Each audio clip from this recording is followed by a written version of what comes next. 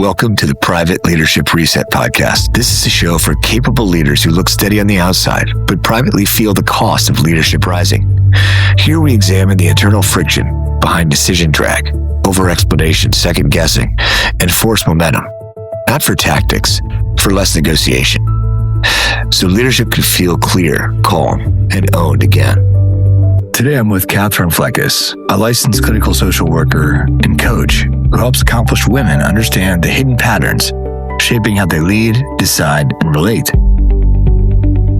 The episode goes directly into the internal friction many capable leaders rarely name. They over-prepare, they second-guess. They have a need to keep everyone comfortable. The feeling that one more credential, one more explanation, or one more perfect decision will finally make you feel safe. Katherine calls these patterns safeguards, not flaws, not failures, not proof that something is wrong with you, safeguards. They were once protective. They once helped you belong, succeed, avoid conflict, or stay in control. But what once protected you can eventually start costing you energy, clarity, and authority.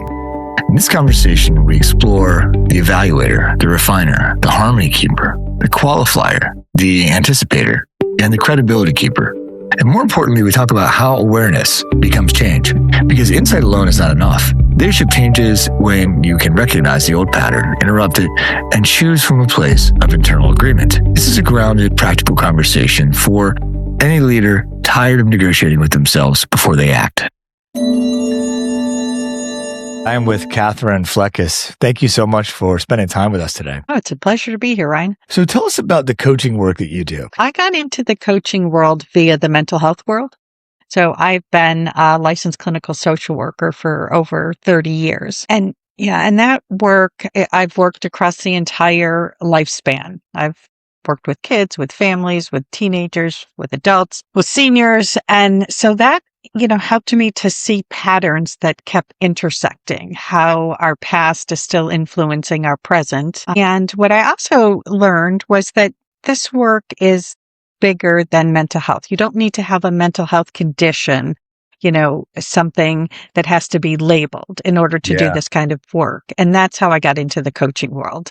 Is to bring this experience and this work to a broader audience without people feeling like, they needed to have some kind of disabling condition or mental health condition. So in some of your work, I've found the line, "You're not broken." So when people first reach you, what do they believe is wrong with them, and what are they wrong about? Well, what they're wrong about is that we as a society set up this context that you're good or you're bad. Right? You're nice or you're mean, all these dichotomies. And so if things aren't going well, going the way you want, then you must be broken. You must be doing something wrong. Must be something you're doing. And so my work is to break down that barrier, that it's not about what's wrong. It's not about being broken. It's about figuring out what's not working and then make some adjustments as opposed to fixing or curing or healing. Yeah. So your practice, Align Core Coaching, you work with accomplished women, mostly mid-career professionals and entrepreneurs who look to settle, on the outside, but carry an unspoken pattern underneath. And you sort of were headed that way with your last response. But one of the things that I thought was interesting is you've come up with, I don't know if you'd call it a framework or sort of these 6 safeguards. Which one do successful, high-functioning people least expect to find running in themselves? That, the thing with how women are, they're looking, accomplished on the outside is this is how we're conditioned, right? Don't show your, quote, weaknesses. Don't show what you don't know. Pretend that you've got it all together. But behind the scenes are running all these thoughts and beliefs that we've been building since adolescence. So, people look at themselves and may label, and this is where the negative labels come in. I have imposter syndrome. I shouldn't really be here. I am a people pleaser or perfectionist. And those are the ones that I see the most. I think that some people would be surprised to see something that I call the anticipator. And that's someone who has learned to quietly feel responsible for everything that goes wrong, right? If you and I are in a conflict, it's because I said something wrong. If there's a problem with a project, it's because I did something wrong. And this comes from beliefs early in life where this person was blamed for things or interpreted it to be blaming. And a lot of the time it's our interpretation as a child because we don't have an adult brain, but we're trying to deal with adult concepts. And so we develop what I call these safeguards, these ways of coping with this belief that we've begun to internalize. So I think that's probably the one people would be the least likely to call out for themselves, is that sort of responsible, it's my fault. And then we also have the evaluator, the refiner, the credibility keeper, the harmony keeper, and the qualifier. So if you could walk us through a couple of these, what is the evaluator? What is that safeguard? So the evaluator is someone who might be seen, like the terms that might be applied to them is, oh, you take forever to make a decision. Why do you have to think through everything?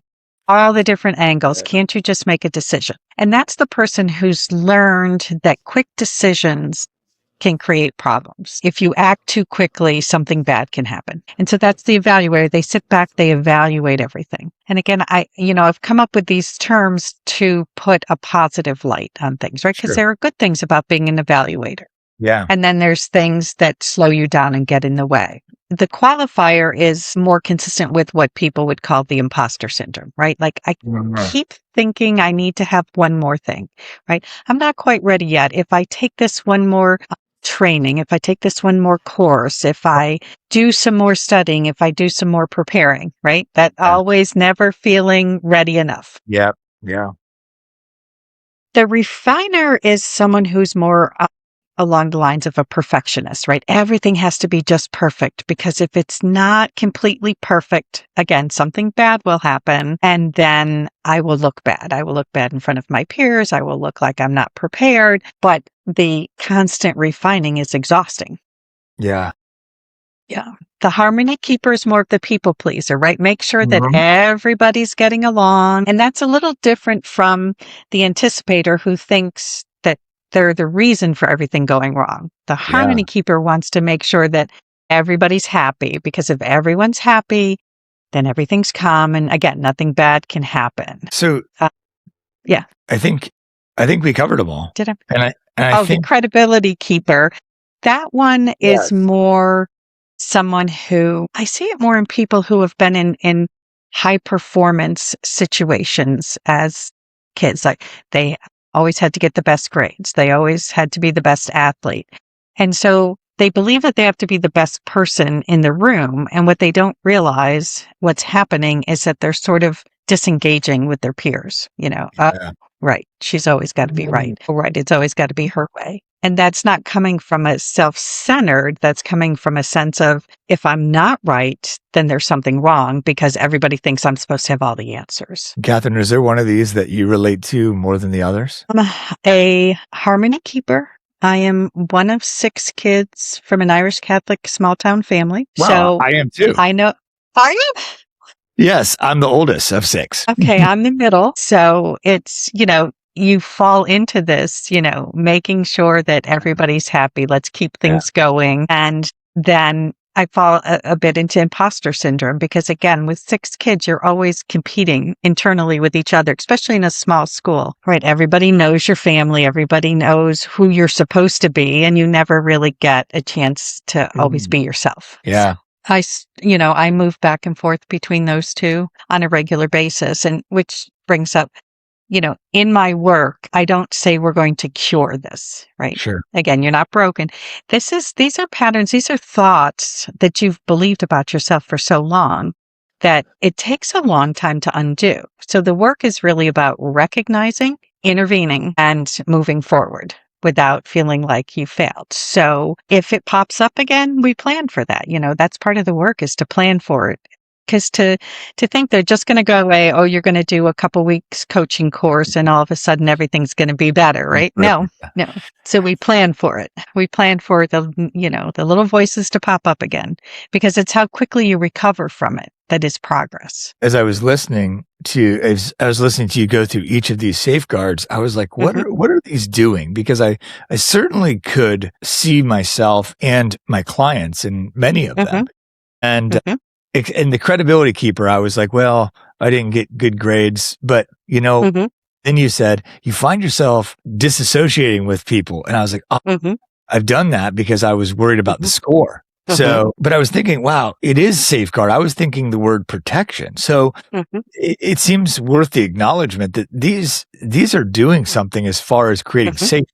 Where am I off there? Right. No, that's exactly it. And that was the whole point of my framework, is to take it from the negative to the positive. So these things were doing something for you at some point in time. They were protecting you from something. Again, the way you interpreted the world. So they're protective, they're safeguards. They served a purpose. When you were in middle school, boys and girls are different in middle school. Girls can be very mean. There can be a lot of competition for friendship. I saw a lot of this in my work with teenagers, girls going through that in the moment. And then in my work with adults, I was seeing it popping back up. When we talked about it, it was, oh, well, back when. And so when you're dealing with the mean kid or you're trying to be part of a group, people pleasing is a natural behavior to keep you involved in that group, right? If I say the right things, if I dress the right way, if I do the right things, I stay connected. And in adolescence, that connection is so important. So it served a purpose. Now you're an adult and you're in the work world and you're continuing to make everybody happy, which means you're ignoring your own needs. And so now it's become detrimental to some of your goals, but it also has strengths, right? Because you've also learned how to read a room. You've also learned how to connect with people. So the work now is to take, minimize where it's detrimental and maximize the strength that came from it. Yeah. Yeah. I love the way that you put that.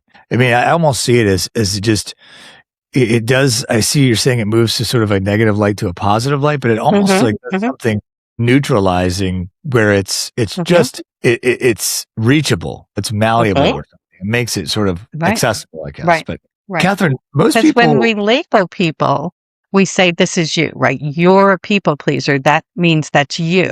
But if we say you have people-pleasing behaviors or responses, then that's something external that can be changed. Katherine, most personal development stops at insight. I think awareness is so important.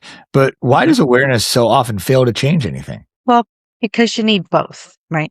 So what I have found is that a lot of like confidence coaching and self-improvement coaching, you start with the behavior, right? So you start with that people-pleasing behavior and you change and you work on changing that, and you don't have change because you haven't gotten to the root cause, right? If you have just awareness, I do that, but you don't have any skills to do something differently, then it doesn't change. So it's really a combination of the two. So I always start with awareness. Like, we have to understand where this is coming from, because when we understand where it's coming from, we understand why the brain keeps going back there, why the brain keeps coming up with these same instantaneous responses. Then you use the awareness to move into strategy. What can I do differently? How can I prepare for those moments when it's going to happen or it's happening? So when you put the two together, you've got long-term change. Yeah. I think that, again, you have a way of making everything seem very accessible, right? Because I think a lot of people will look at this work and be like, it's abstract. It's hard for me to grasp onto, but you have a way of just making it sort of bite-sized. So it's easy to grasp onto and powerful at the same time.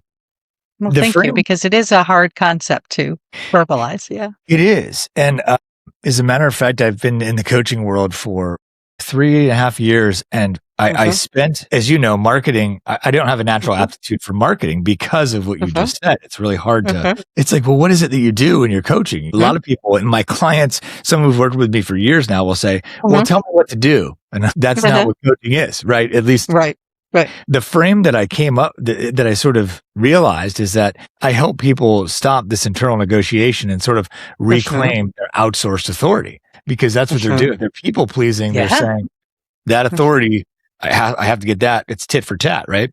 And you work at belief, right? And so where is belief change the same as decision change, and where do they part? So that's a really interesting question. Belief change is, beliefs come from, we began to interpret the world a certain way. So we have these beliefs about who we are and how we interact with the world and how the world is, right? Decisions are actions that you take based on how you think, right? So your your core beliefs generate how you think, right? They generate those thoughts. The thoughts generate action. Action is where decisions can come in. So it's sort of an arc, right? A pattern, right? You go 1, 2, 3 sort of. And that's I don't know if you're familiar with cognitive behavioral therapy. That's really the premise of that we have thoughts generate behaviors generate action. So I've taken it a little bit farther, and let's figure out why we have the thoughts to begin with.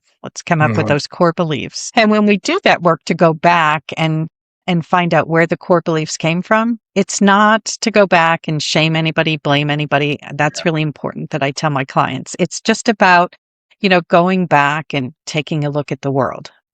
How did I interpret things at that point? Because again, I was a kid. I was figuring things out that way, or maybe it was, younger adulthood, whenever it was, understand just what you were experiencing, how you interpreted it.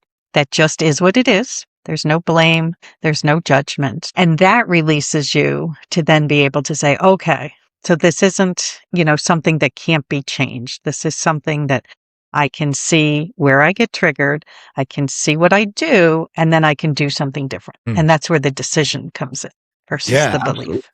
But that was, after I said that question, I was like, wow, that's kind of a, that requires some thought. I didn't mean to just drop that on you, but beautiful answer. And I think question. It really makes a lot of sense. And one of the things that's sort of coming up for me now is I have a background. I initially wanted to be a psychologist when I was younger. And so I have a bachelor's degree in psychology. I worked with one of the clients I had recently, I'd worked with for a while. It was a CEO and a psychiatrist or psychologist, excuse me. And she also was moving into the coaching space. And so you're a clinician who coaches. Where is the line between the two for you? And why does holding it matter? It's so important. Well, one, legally, it's important because, I have, as a licensed clinical social worker, I have to have a license in the states where I can practice therapy. Yeah. So, for example, I'm currently licensed in New York and Florida. So those are the only places I can do therapy, where coaching doesn't require the licensure. So you can talk to anybody anywhere, which is really nice with our mobile society. Yeah. Because, I've had to close clients in my mental health work because they've moved to another state, not because they're done with their work, not because they should change therapists, but just because they had a job that required them to move. And there's a difference between mental health, right? And we want to honor mental health. That's a real condition that people have and that they need support with. And there's what we call a clinical threshold, which is kind of harder to explain, but there's depression that, is maybe situational. You had a recent loss. You lost a job. I deal with a lot of people who are dealing with grief, loss, and anger over being downsized, right? But it goes beyond that. It starts to impact your daily functioning. So less motivation, sadness, crying, lack of energy, those are sort of the clinical threshold that says this is a little bit more than your regular, I'm frustrated with my job progression and I want to do something more. And it may be causing me to be sad or burned out, but I'm not having these clinically significant symptoms. And it's important because people with mental health issues want to be treated by a mental health clinician and possibly a psychiatrist, a psychologist. But when you have that sort of subclinical threshold, that's the coaching world. It's where people just want personal growth, personal development, but it's not having such a negative impact on their life that it's causing real problems. Yeah, absolutely. I don't know if that made sense. That's a clinical mouthful. That made a lot of sense. I think it's important to note that often the two will at least bump up to each other. And it's really important to draw the line to be able to say, I've had clients discuss anxiety or feeling a sense of depression. And I think it's one of the ICF competencies to be like, is this really the right place that we should be exploring these type of, it sounds like mental health concerns, right? So it's important to make sure that there's a clear distinction between the two. Is really what I heard you saying. Yeah, exactly. That there's a clear distinction. I mean, I've had people come into my therapy practice saying my life coach sent me because they feel like it's more than they should deal with. And I am always evaluating people. Like maybe they come to me through through my therapy practice, but really what they need is coaching and vice versa. You Sure. come to me through my coaching, but what you really need is therapy. And that difference is so important for the well-being of the client, right? Yeah. You don't want to be you don't want to be giving them the wrong intervention. Just like, you wouldn't send a cardiac patient to a neurologist. Right. Yeah. Right. Yeah. Good analogy there. So when you talked earlier about how you're not curing these things. You're not curing the safeguards, right? So when belief updates, what's the first thing that gets easier in someone's day? The thing that gets easier is that you're not ruminating as much. So you have more time and more energy to meet your goals, right? Because this is what happens when our beliefs get activated, we start overthinking whatever it is, what did I do wrong? What do I need to do differently? Who is mad at me and how can I fix that? And so you spend all this energy and all this time on something that you can't fix because it's maybe not even really the problem. So the work goes to shifting that. If you're going to spend time thinking about something, think about it positively. Okay, so is that really a problem? So if I do have a problem with this coworker, let's figure out how to address it instead of sitting over here worrying about whether it's even a problem or not. So some of the work is starting with figuring out, is it real or is it generated by my beliefs? I have one client who calls it, a false reality. Yeah. This is my false reality. I get stuck here and I go and I project all these things. So start with understanding, because we don't want to ignore something that is, right? So if there really is a problem, then, let's work on it. And if there really isn't, then let's work on something different, which is, why do you think that way and what can you do differently? Right. So it's always about strategies to do something, not just, it's not like we think of the old fashioned mental health, lay on the couch and, just talk and your therapist never says anything, right? This is very action oriented, as coaching is. What are you going to do next? What can you do? And then how did that work? And if it didn't work, let's figure out why it didn't work. Was it because you were still feeling triggered because there's still something under there that you're holding on to as a belief? Or was it not the right intervention at the right time? So again, it's not about failure. It's about learning. Yeah. And that's so important. So I think you have more time to be proactive. And as you're proactive, that helps you in your career. Or, this work is in personal life too, right? If you're having struggles with your relationships, if you're giving too much time to others in your personal life, maybe you don't have the energy for yourself or for your career. So it can go either way. And a lot of times, in my experience, it does. There's certain patterns. There's either a stark contrast between patterns or it's sort of an overlapping. I see the two patterns. Yeah. What are some common belief threads that are sort of running under the surface that are causing the safeguards or causing the concerns that are causing people to seek out support? And I do a lot of work with women. So I do work with some men, but my knowledge base is more about women. So with women, we're sort of socialized a different way, right?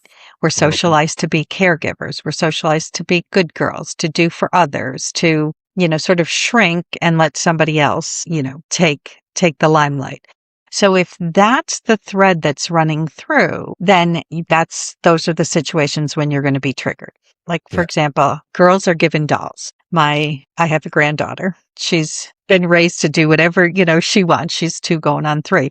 And she has no interest in dolls. She has interest in trucks and trains, and somebody gave her a doll because she's a girl, and it was like it did sit in the corner collecting dust, right? Yeah. So this is my hope for our girls going forward. But me, every time a new baby came into the house, I got a baby doll, right? Because I needed to learn how to nurture and take care of, right? Yeah. And so these are such subtle messages that we don't even realize that they're happening.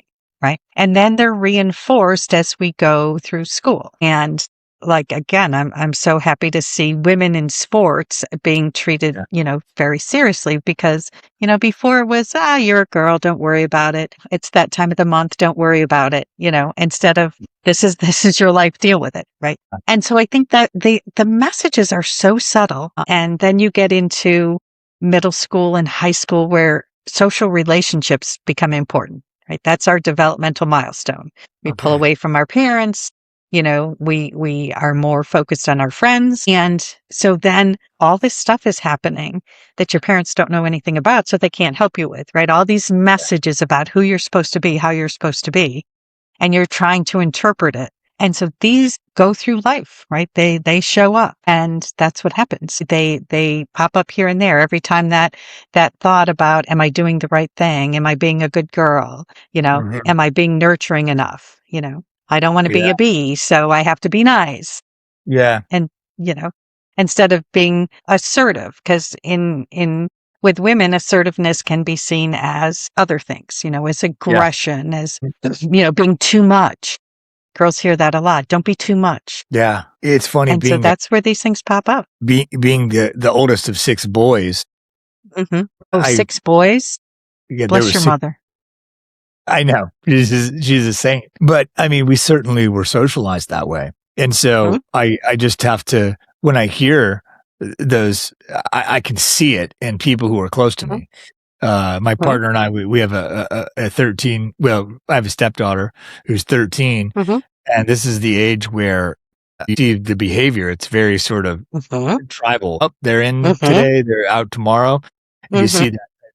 And so I can see how my partner will be talking and she'll talk about somebody at work, at her work, and I realize there's a conversation happening over a long period of time about just how they're treating each other. And there's a little bit of and I'm like, well, why don't you just like squash it? And I realized that that's insensitive in the fact that I'm not taking her beliefs about how soft or hard she should be. And that's really what's sort of at play there. And I see it as it's palpable in her experience and the way that she shares it. Right. Because women's relationships are about interaction, right? They're about connection.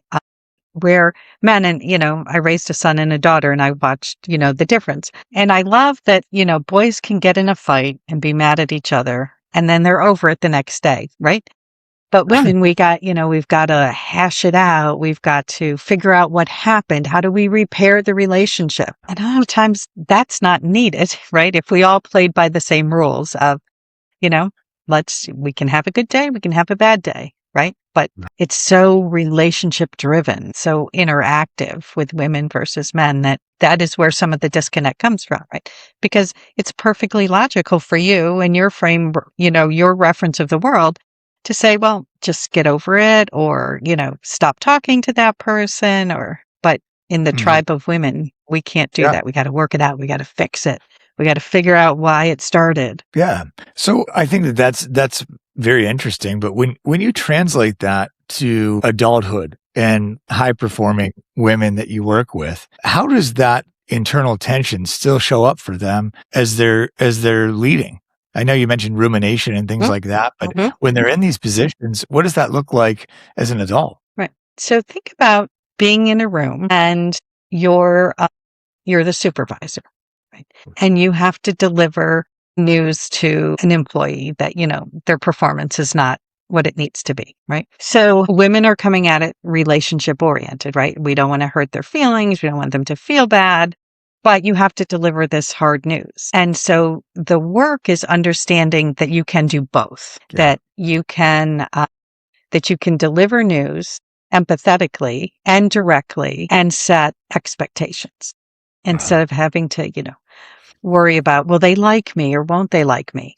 Understanding that your relationships are different depending on your role. If you're a supervisor, it's not about everybody liking you to be your friend and want to go out and have drinks with you after work, right? It's about respecting you, which is different and the same as liking, right? But that you're respected for someone who can speak their mind, who can deliver news, and that's okay. That you can do that. And that's some of the cognitive change that happens is understanding that that's okay. You can still be a woman. You can still be part of the female tribe, but you can be assertive. You can be direct. You can be clear. Yeah. And you can be empathetic and you can be understanding. There's a lot of work that even I had to do and all those things. Just how do you deliver that type of message without, because you kind of go through the different variations. I did it very this is the way it is. Sorry. I hope you find a way to get over it. Sort of like no empathy, Right, right, whatsoever. Then I've done it the other extreme, and it does. Mm-hmm. I think you zeroed in on it. You have to realize that all of those things that you're considering as one sort of thing is in a bunch of different categories. Empathy is something that can show up, as well as a strong message, as well as what they might perceive as negative news or negative information. And all those things can be present. They're sort of different channels. And that is a skill to learn. Right. And it's a skill, like you said, to be learned on with both genders, right?